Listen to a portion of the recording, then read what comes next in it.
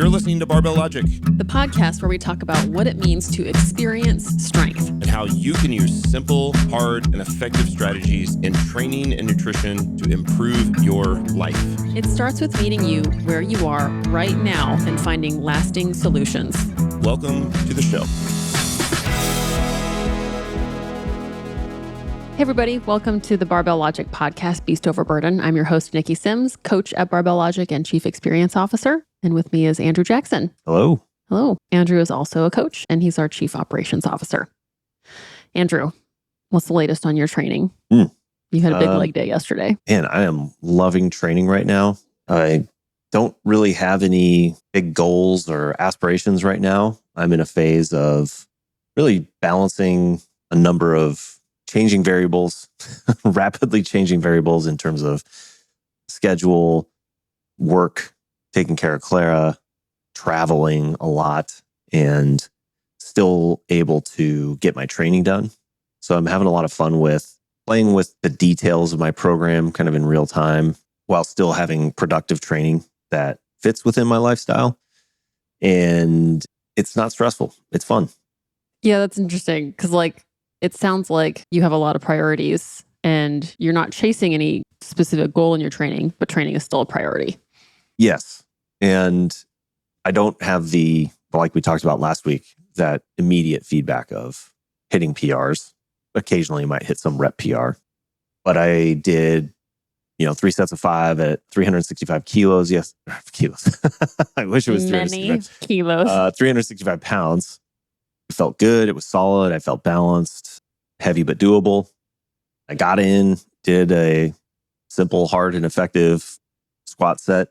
And then after that, I had additional stuff programmed by my coach. I was technically supposed to be doing good mornings. But I understand that it's a combination of training hamstrings and my glutes and hip extensors in general. So I did other exercises that trained those muscles because I felt like it. Yeah. And it was fun. Did hip thrusts, leg curls. We found a pendulum leg press machine that was pretty fun. Which I did just put that on my Instagram so y'all can see what it looks like. It is not a pendulum squat machine. Just want to say that one more time. Got some comments about that. But yeah, check out the video. It's a really cool thing. And that was unilateral. The 2 foot pieces are disconnected. Right. So that was kind of an interesting learning curve too, is feeling that you're pressing evenly. Yeah. You're not because the sides move at different rates. Yeah, it's unusual because I've seen those for leg presses. Yeah. Not the pendulum variety, but usually you can pin the 2 sides together so that it's still a leg press machine. This one you could not, which I don't normally do, but it made for an interesting coordination challenge. I could not get my 2 legs to operate together, which I bet you would figure that out in 2 weeks. it would take some time. Yeah, I'm sure I would. And it would be an interesting, I think, challenge because I feel that throughout my squat pattern that the load kind of shifts from one leg to the other in kind of weird times, especially during the leg drive. I can kind of feel myself favoring a leg. So it would be interesting to practice that. Yeah, that happens in my squat too. Yeah. I recently took some video from the back to see the asymmetries, and there they were. Yeah. Yeah. But it was fun. I think it's something that I feel confident doing because I've been training for so long and I understand the principles behind my training and my coach's program. Phrase, you have to know the rules before you can break them. Right. And I think that's something that people should know how to do. Yeah. I was thinking about this yesterday as we were flying home. We were in Springfield this week trying to do our semi-annual leadership meetings, and Matt got deathly ill, so we had to fly back. Nasty flu going around. Yeah. I think it seems like it's going around across the country. Yeah. I have a ton of clients that are like, I don't know what happened. I got the flu, got wiped out. Yeah. It's bad. Ugh. Anyways, flying back and thinking about this feels like something that people should know how to do. What happened with physical education that we haven't learned how to manipulate our training variables? I shouldn't even put it in those words because that's kind of a technical way of saying just work with our bodies to feel good and be strong and build muscle and fuel it. And that seems like something that people would benefit from knowing how to do. Well, I agree.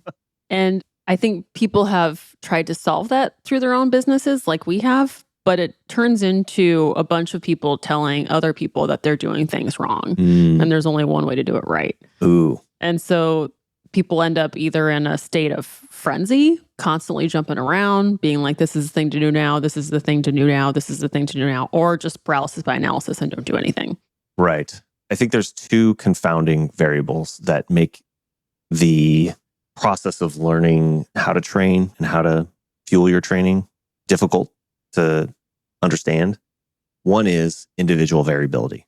All of our DNA is unique. We are the first version of this human to be on Earth.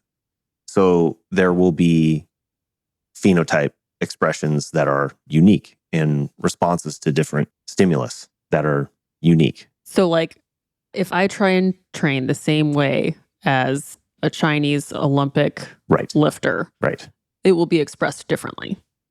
Yes. And this is why templates don't work. Yeah. Or they work for a little while because new gains work. Everything works for everybody to some degree at the beginning. But eventually you run into a point where there's going to be individual variation. And that's why a template can work at one time and then not work again. Right. It worked for whatever reasons were the circumstances at that time. And then those circumstances have become different. Right. And if you don't understand the principles behind why the program worked the first time, then you won't know what to modify when you try it again the second time and nothing happens. So going back to the two things, right? There's the individual variation, and then two, changes take a long time to happen. And it can be difficult to identify the signal through the noise. So you get stuck in this catch-22 of change, particularly for your body, to require you to do relatively the same thing over a long period of time. So you have to be bought into whatever you are doing long enough that it could actually have some change. But if you don't understand the principles or how you are adjusting or adapting to those activities at an individual level, then you could end up just bouncing around from one thing to the next. This is why template hopping is a thing. Totally. Because people don't understand the principles behind the program or themselves or how their body reacts or how to even interpret the things that they notice in their body. So they try the next thing. They try the next thing and try the next thing, try the next thing, or the next headline pops up with this diet or this program. And okay, that sounds good. So go to the other extreme, other extreme, other extreme, cut this out, try that, add this in. Nothing changes. So they feel totally out of control. Well, that's even for the people that are actively trying, let alone those that are just reacting to their body changing seemingly completely out of their control and adding 5-10 pounds of body weight every year. And then we get into a point where the country is what it is. And it's just really unfortunate. Don't think it should be that way. That's something I think that I enjoy helping people with the most, is not just coaching them with this program and this technical feedback, but helping people learn those principles and learn their individual response to training or nutrition stimulus, and building the tools and the skill set to implement training and nutrition strategies that work for them in their life and help them experience strength and improve their quality of life. Yeah, you're right. They go from a state of, I don't know which to do. I hate where I'm at. I swear I've tried everything. Please, tell me what to do. Right. And you tell them what to do, but then you also tell them how to do it for themselves. Right. And that gives them the freedom and the ability to adjust it in a way that provides quality of life improvement.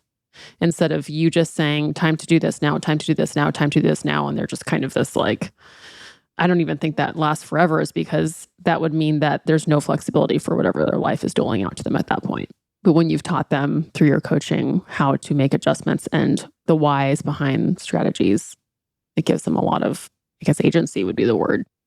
Right. Yeah, exactly. Learning how to make changes that support their life and their goals. Yeah. Yeah. Taking ownership and it really kind of moves you out of feeling like you're a victim of your body. I mean, I can remember I've been there too. There were times where I thought I needed to go on massive restrictions, calorie restriction, or fasting, or eliminate certain food groups. I've reacted to all the headlines. Mm-hmm. I've been on all the diets. And sometimes it seems like they work. But if you don't, again, just like with a templated program, it can look like it works for reason X, but it was because of reason Y. Here's a great example.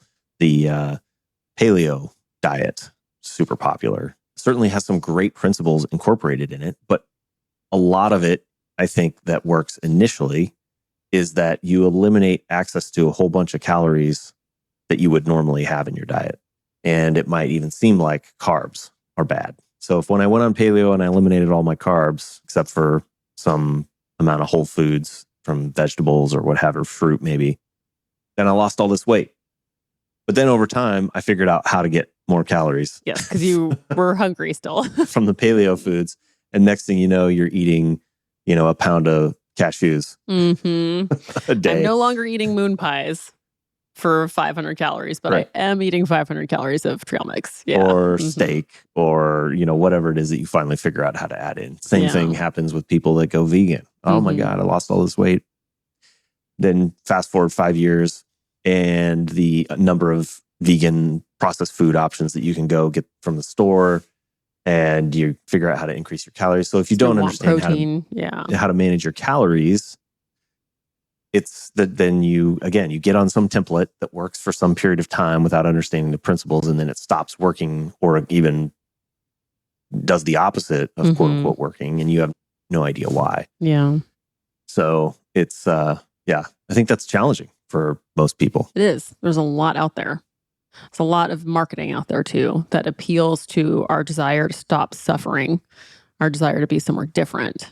And so it's appealing to try that quick fix. Isn't that interesting though, that the solution to suffering is suffering? Often it's presented, like I notice in the fitness industry, that you got to be this like hardcore sufferer, David Goggins running 75 hard. ultra 75 hard in order to stop the other kind of suffering. Yeah. I find that to be an interesting. Yeah. Trade-off, weird thing. Just like we're just beating ourselves up. It's just a different way of misunderstanding what your body's needing. Yeah. Do you think that sustainable, effective training and nutrition requires suffering? I don't think so. Yeah. And that's kind of a mindset. Some people just kind of wake up suffering. Fair point. Some people would argue the human condition is Life by is pain. definition suffering. Yeah. But I don't think it does. I mean, I've gone through a bunch of different training and nutrition stuff in my life, but I really enjoy what I do for my training. I enjoy what I eat and how I reposition my goals. And I actually really enjoy my body. That's a cool place to be. I remember a long time not liking my body. Right. It's nice to look in the mirror pretty much almost all the time and be like, nice. Mm. I don't want to be cocky or anything, but it's like, I see a lot of people who aren't able to do that. And then they don't know what to do about it. And that's over 39 years. wide range of fluctuations too. Yeah. I think I've noticed has even been something relatively recent where you've been able to recognize kind of near-term changes without reacting to it because you understand what's going on. Yeah. And one really important thing there is you have to have consistency somewhere to be rooted in an understanding of what you're doing. Mm-hmm. Because if there is one day where you feel like you eat well and one day where you feel like you eat too much, that is not enough data. There needs to be consistency in your nutrition for an amount of time that allows you to, kind of be a scientist about it. Be like, these variables were the same, produce this outcome. Right. Do I want this outcome? Yes or no? If yes, continue. If no, choose something a little bit different. Right. And then go from there, which is, as we have coined before, minimum effective dose. That's right. We talk about minimum effective dose adjustments in our training. And at the core of that is having enough consistency week over week in the variables that we manage and the changes that we make so that you can identify what is quote unquote working or not working. And I find the same thing to be true. We've talked about it before with the Snapback podcast. Yeah. Get back to a baseline of consistency, standardize your calories in and generally speaking, the food content that you're getting, and then start making small changes rather than, okay, I need to go on this elimination diet. Right. Get a good baseline that sustains your life and your training and your energy level. And then the amount of changes that you need to make are really hundreds of calories, and monitor with metrics and patience. I think you've talked about that before. Yeah, there needs to be time because there are so many, the circumstances change so frequently. Like when you have a busy life, you're traveling one week, you don't sleep well another week, you decide to have a couple glasses of wine, that messes things up for a bit. You are eating somewhere out of your norm where you're having to kind of make guesses. Your training changes, your water fluctuates. So you have to be aware that those things can create, let's say misreadings, but it can't be 100% accurate. You have to take all of that context in, which means you also need to have more time in the bank to be able to know what kind of change to make, and then make it a little change. Don't make it a big change. Right. Because that will just require more time to give you any feedback. Right. Yeah. Time and patience is very helpful, but it takes, we got to where we were, like, where I was when I was 38 years old. I had been making, whether I knew it or not, minimum effective dose changes for 38 years. Maybe I was overeating consistently for, 3 years and didn't realize it. How people will get into their 30s, and then by the time they get into their 40s, they've had 10 Christmases, 10 Thanksgivings, 10 whatevers, where every year they're working out a little bit less and eating a little bit more. That's a minimum effective dose change over a long amount of time. So you didn't just wake up heavier than you wanted to be. You got there over a long time. So if you want to make any changes that are lasting, you have to let that happen. Actually, you have to make that happen over a long amount of time too. In a way that I would argue can't be suffering. I guess we could get into a big philosophical discussion about what suffering is or isn't. But if the changes that you're implementing are white knuckle, massively restrictive, painful day to day, meaning like you're hungry, you're low energy, you're not able to enjoy what you're eating, then it's not going to be sustainable long enough to accomplish your real goal. Yeah. Which is to improve the quality of your life. Right. The reason that we're doing, I was just having this conversation with a client this morning where he was kind of beating himself up because he wasn't 100% perfect on his nutrition last week. But he's in the middle of moving, kid got sick, wife's got sick, life is crazy. And he was there for his family. And that sounds like a pretty good place to be. Yeah. And he's not completely derailing. He's still being intentional about his choices. And this week had to pause on some of the details of his program. Okay. That is the whole point. Like, we're doing this to be able to be there for our family, for us to be able to live the life that we want. We're not doing this for the sake of filling out the form and lifting certain weight on the bar or completing certain number of exercises per week. It's the other way around. And if the thing that you're doing isn't supporting the quality of your life or improving the quality of your life, it's probably not the right thing, in my opinion. And I think the world would be a better place and a more muscular place if we could get more people to understand principles around simple, hard, effective training, minimum effective dose programming for strength and nutrition, and experiencing strength to improve the quality of your life. Like, these are the core things that we talk about and the things that can transform someone from suffering to being joyful with their training. I mean, that's what I see interestingly with your training. So you can tell that training is like a joyful part of your day. Oh, yeah. Even though it's hard, Sometimes it hurts, maybe arguably, or like it doesn't, I'm watching you grimace while you were doing the leg presses. Oh, in a good way. And your whole body's shaking, but it's like your body's getting to express itself physically Yeah. in a way that is joyful. And yet it is the thing that's also going to help you build muscle. It's going to be the thing that helps you accomplish your body composition goals. And it feels good and it improves the quality of your life. That to me is what training should be like. Totally. Yeah.